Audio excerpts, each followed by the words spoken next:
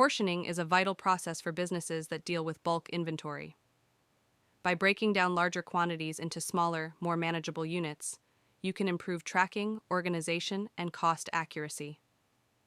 In this tutorial, we'll guide you through the process of creating portioning tags to streamline your inventory management. What is portioning? Portioning involves dividing bulk inventory into smaller, more specific units. Portioning tags help to calculate more accurate costs by considering factors like cutting loss, offcuts, and packaging. First, log into your Unity Enterprise account using your unique username and password. Next, navigate to the Organization section and select Tags. Navigate to the Portioning Tags section. Click the Add or New button to create a new tag. Provide a clear and descriptive name for the tag, for example, fat trimmings, packaging, cooking loss, or bones.